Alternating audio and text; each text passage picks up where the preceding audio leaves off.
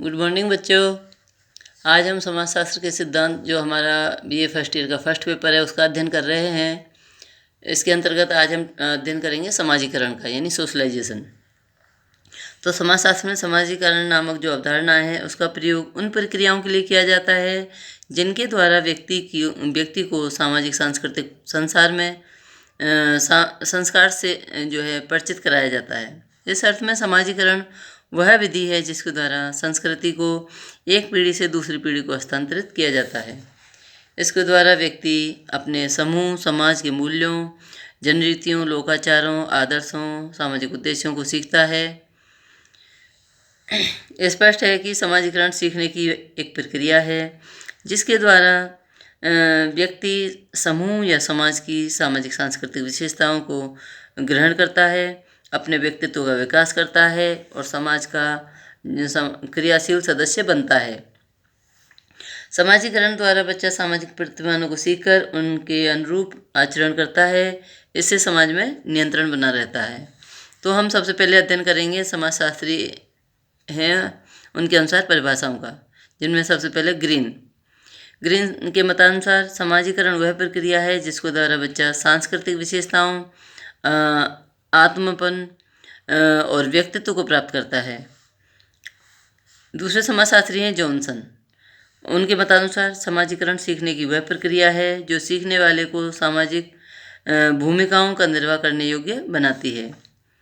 एक समाजशास्त्री हैं किम्बल यंग। उनके मतानुसार समाजीकरण वह प्रक्रिया है जिसके द्वारा व्यक्ति सामाजिक और सांस्कृतिक क्षेत्र में प्रवेश करता है और समाज के विभिन्न समूहों का सदस्य बनता है, जिसके द्वारा उसे समाज के मूल्यों और मानकों को स्वीकार करने की प्रेरणा मिलती है। तो बच्चों, अब हम समाजीकरण के अर्थ और परिभाषाओं के बाद अध्ययन करेंगे समाजीकरण की विशेषताओं का, जो निम्नलिखित है। पहली है सीखने की प्रक्रिया, यानी समाजीकरण सीखने की प्रक्रिया है, किंतु सभी प्रकार की बातें सीखना समाजीकरण नहीं होता। उन व्यवहारों को जो सामाजिक प्रतिमान, मूल्यों और समाज द्वारा स्वीकृत हैं उन्हीं को सीखना समाजीकरण कहलाता है। जैसे एक व्यक्ति चोरी करना, कक्षा से भाग जाना, गाली देना आदि सीखता है तो उसे समाजीकरण नहीं कहेंगे, क्योंकि ये क्रियाएं समाज द्वारा स्वीकृत नहीं हैं और इन्हें सीखकर व्यक्ति जो है समाज का क्रियाशील सदस्य नहीं बन सकता। दूसरा आता है समय और स्थान के अनुसार होती है, यानी समाजीकरण की प्रक्रिया समय और स्थान सापेक्ष होती है। समय सापेक्ष का तात्पर्य है कि दो भिन्न समयों में समाजीकरण की अंतर्वस्तु अलग अलग हो सकती है। उदाहरण के लिए प्राचीन भारत में स्त्रियों को पर्दा और घूंघट रखना सिखाया जाता था। एक व्यक्ति को अपनी जाति के खान पान के नियम से परिचित कराया जाता था, किंतु वर्तमान में ये व्यवहार अभी अपेक्षित नहीं है। इस प्रकार बड़ों का अभिवादन करना जैसे स्थान सापेक्ष है। बड़ों का अभिवादन करना, बच्चों को अभिवादन करने के लिए बच्चों को प्रणाम करना, ढोक देना आदि सिखाया जाता है, किंतु अब वे good morning, tata, bye, good night, okay, hello, hi आदि शब्दों का प्रयोग करने लगे हैं। समाजीकरण स्थान सापेक्ष है। इसका तात्पर्य यह है कि एक स्थान पर एक व्यक्ति समाज में रहकर जो व्यवहार प्रशंसनीय माना जाता है वही दूसरे समाज में निंदनीय भी माना जाता है। डेविस एक समाजशास्त्री को कहते हैं कि अफ्रीका की मसाई जनजाति में एक दूसरे के प्रति सम्मान प्रकट करने के लिए एक दूसरे पर थूकना सिखाया जाता है, किंतु यह व्यवहार भारत में अनुचित और निंदनीय माना जाता है। तो इस प्रकार स्पष्ट है कि समाजीकरण स्थान और समय सापेक्ष भी होता है। नेक्स्ट विशेषता है समाजीकरण की, वह है आजन्म प्रक्रिया, यानी समाजीकरण की प्रक्रिया बच्चे के जन्म से लेकर मृत्यु तक चलने वाली प्रक्रिया है, इसलिए इसे आजन्म प्रक्रिया कहते हैं। नेक्स्ट है संस्कृति को आत्मसात करने की प्रक्रिया कहते हैं, यानी इस समाजीकरण द्वारा एक व्यक्ति सांस्कृतिक मूल्यों, मानकों, समाज स्वीकृत व्यवहारों को सीखता है और संस्कृति के भौतिक अभौतिक तत्वों को आत्मसात करता है। नेक्स्ट विशेषता है कि समाज का प्रक्रियात्मक सदस्य बनने की प्रक्रिया है। समाजीकरण की प्रक्रिया के द्वारा व्यक्ति सामाजिक कार्यों में भाग लेने योग्य बनता है। नेक्स्ट विशेषता है आत्म का विकास, यानी समाजीकरण के द्वारा व्यक्ति के आत्म का विकास होता है। व्यक्ति में अपने प्रति जागरूकता आती है और वह मानने लगता है कि दूसरे व्यक्ति उसके बारे में क्या सोचते हैं। नेक्स्ट विशेषता आती है कि सांस्कृतिक हस्तांतरण, इसका तात्पर्य है कि समाजीकरण के द्वारा समूह और समाज अपनी संस्कृति को एक पीढ़ी से दूसरी पीढ़ी तक पहुंचाता है। नई पीढ़ी पुरानी पीढ़ी से संस्कृति ग्रहण करती है। इसके बाद हम अध्ययन करेंगे समाजीकरण के उद्देश्यों का, जो निम्नलिखित हैं। पहला है आधारभूत नियमबद्धता का विकास, यानी सामाजिक जीवन को सुचारू रूप से चलाने के लिए अनुशासन और नियमबद्धता को होना आवश्यक है। मानव की प्राकृतिक प्रेरणा उसे नियमहीन व्यवहार करने को प्रोत्साहित करती हैं। समाजीकरण द्वारा व्यक्ति में नियमबद्धता और अनुशासन उत्पन्न किया जाता है। इसके बाद आते हैं दूसरा उद्देश्य, आकांक्षाओं की पूर्ति, यानी समाजीकरण नियमबद्धता के साथ आकांक्षाओं की पूर्ति भी करता है। अनुशासन स्वयं ही व्यक्ति को कोई पुरस्कार नहीं देता, आकांक्षाओं की पूर्ति में जो है उनकी सहायक होता है। नेक्स्ट उद्देश्य है कि सामाजिक भूमिकाओं को निभाने की सीख मिलती है। समाजीकरण द्वारा व्यक्ति को अपनी सामाजिक भूमिका निभाने और उससे संबंधित अभिवृत्तियों को सीखने का कार्य भी किया जाता है। समूह की सदस्यता की मांग है कि व्यक्ति अपने सामान्य योग्यता के साथ साथ विशिष्ट भूमिकाओं को निभाने की योग्यता भी प्राप्त करे। नेक्स्ट उद्देश्य है कि क्षमताओं का विकास, यानी समाजीकरण का उद्देश्य व्यक्ति में ऐसी क्षमताएं पैदा करना है जिससे वह अपने को समाज के अनुकूल बना ले। सरल समाजों के परंपरागत व्यवहार पीढ़ी दर पीढ़ी हस्तांतरित होते रहते हैं और सामान्यतः अनुकरण के द्वारा उन्हें सीखा जाता है और जीवन में प्रयोग में भी लाया जाता है। किंतु उच्च तकनीक ज्ञान से परिपूर्ण समाजों में औपचारिक शिक्षा द्वारा सामाजिक क्षमताओं का विकास करना समाजीकरण के प्रमुख कार्य हैं। इसके बाद हम अध्ययन करेंगे कि समाजीकरण के स्तर एवं प्रक्रिया कौन कौन से हैं। तो समाजशास्त्रियों ने जो है इसकी प्रक्रियाओं को कुछ स्तरों या सोपानों के अंतर्गत रखा है, जिनमें पहली है मौखिक अवस्था।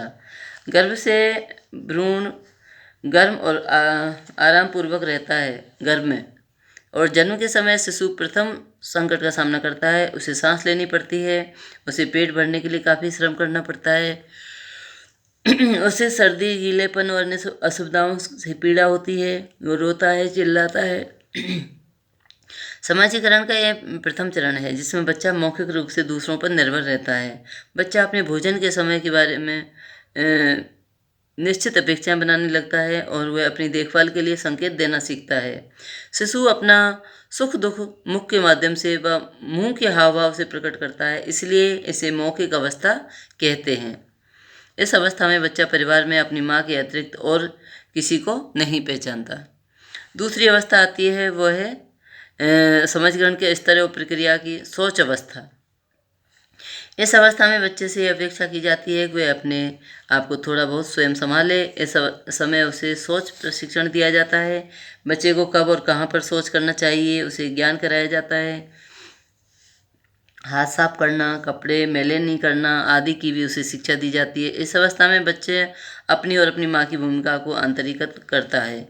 इस अवस्था में माँ की दोहरी भूमिका होती है। एक तरफ बच्चे का सोच को प्रशिक्षण जो है बच्चे को दिया जाता है और दूसरी तरफ वह परिवार के सभी कार्यों को भी उनमें भी भाग लेना पड़ता है। इस अवस्था में माँ बच्चे के लिए एक साधक नेता होती है।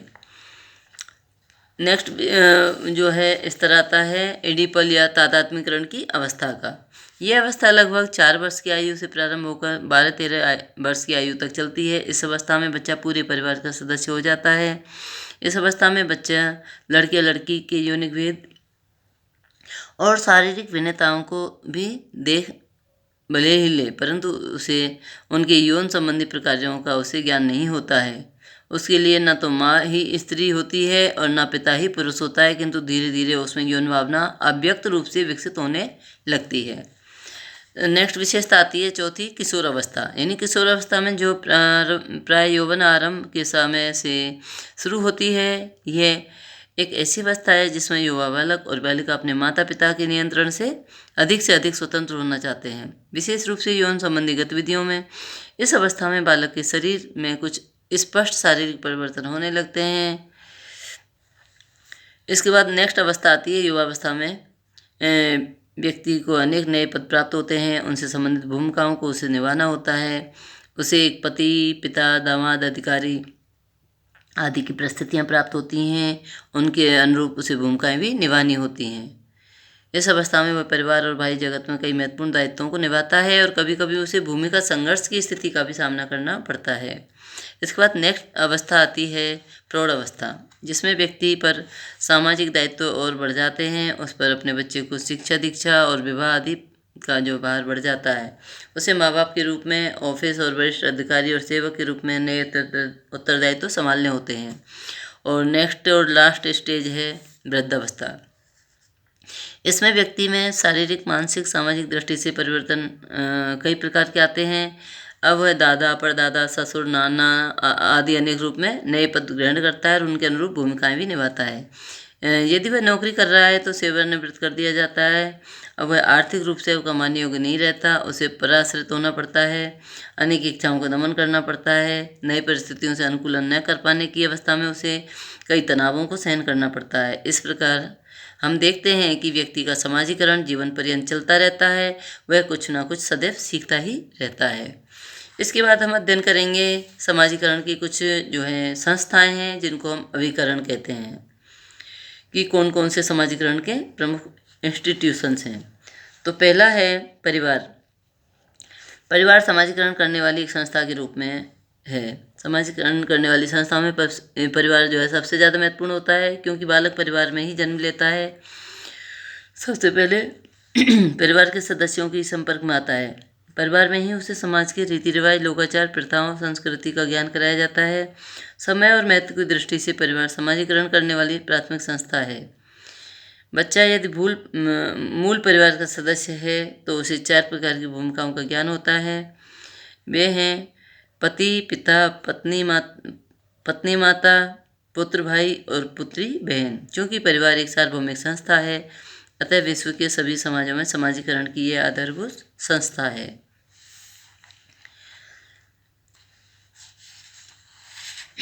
परिवार के अन्य सदस्यों, भाई बहनों का भी बच्चे के समाजीकरण पर गहरा प्रभाव पड़ता है। सदस्यों के पारस्परिक प्रेम, सहयोग, त्याग, अधिकार, बलिदान, सेवा, कर्तव्यनिष्ठा आदि से बच्चे में भी सद्गुण जन्म लेते हैं। परिवार में आयु, लिंग, पद की दृष्टि से विभिन्न प्रकार के व्यक्ति होते हैं, जिनके संपर्क में बच्चा उनके आचरणों का अनुकरण करता है। अधिकारों और दायित्वों का भी परिवार में सुंदर समन्वय पाया जाता है। परिवार का सहयोग और भावात्मक पर्यावरण बच्चे के व्यक्तित्व निर्माण महत्वपूर्ण भूमिका निभाता है। पुरस्कार और दंड के आधार पर बच्चा उचित और अनुचित में भेद करना सीखता है। उसमें नैतिकता के भाव पैदा होते हैं और वह सही कार्यों को ग्रहण करता है। परिवार में बच्चा जो कुछ सीखता है वह उसके जीवन की स्थायी पूंजी होती है। भाषा का प्रयोग भी बच्चा परिवार में ही सीखता है और परिवार में ही बच्चा सभी के साथ अनुकूलन करना सीखता है। पारिवारिक आदर्श और मूल्य द्वारा बच्चे में प्रेम, त्याग, बलिदान, सहयोग, क्षमा, परोपकार, देश प्रेम, सहिष्णुता, आज्ञाकारिता, अनुकूलन आदि गुण भरे जाते हैं और वह साथ ही बड़ों की आज्ञा का पालन करना भी सीखता है।